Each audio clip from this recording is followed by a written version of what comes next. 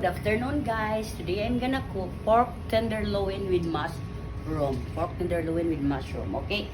So we need soy sauce, onions, spring onions, bell pepper, garlic, butter, and then mushroom, flour, pork cubes, and then the pork tenderloin, black pepper, and salt.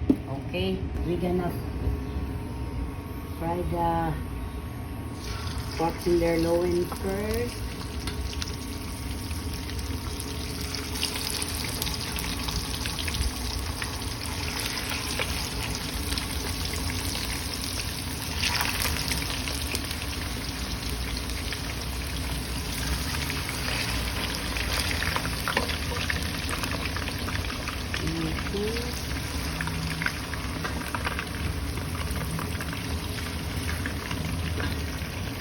Guys, so that's it, and then we're gonna fry that one until it cooked.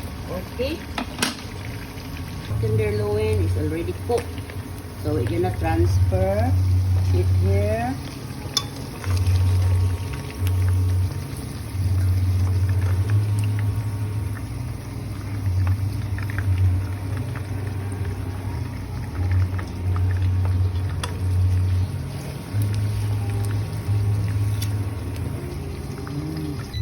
In this container, butter,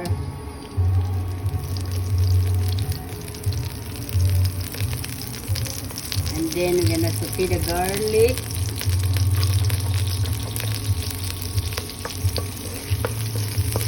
and then the onion,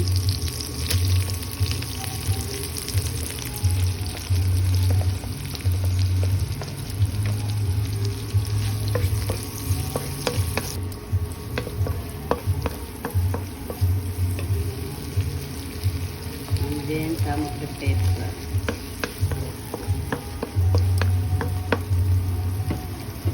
And then we're gonna add the butter, the all-purpose flour, the flour.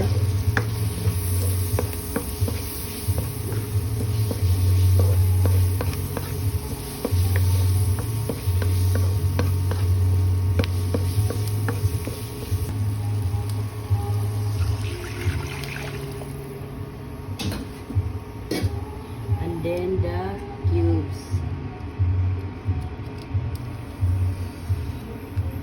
pork cubes,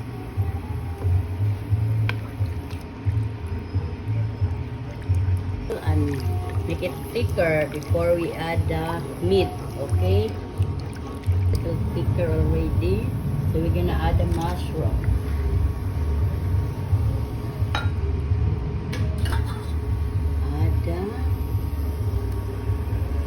Pork tenderloin.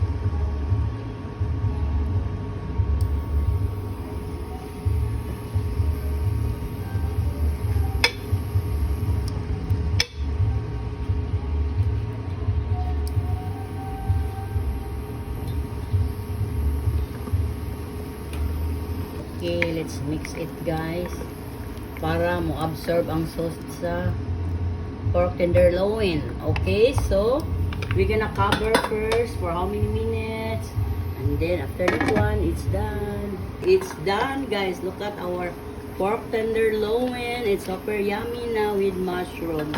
Okay, and we're gonna garnish it.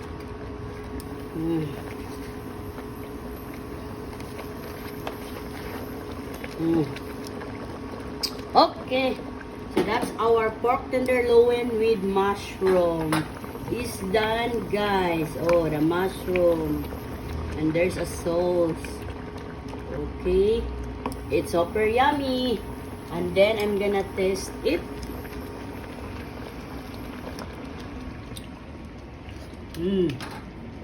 Thank you, Lord. It's done, and it's super yummy.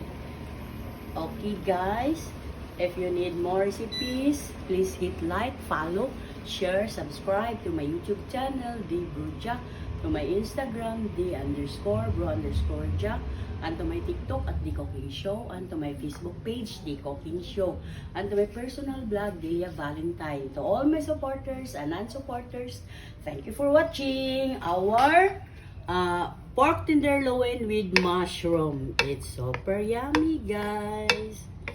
Okay.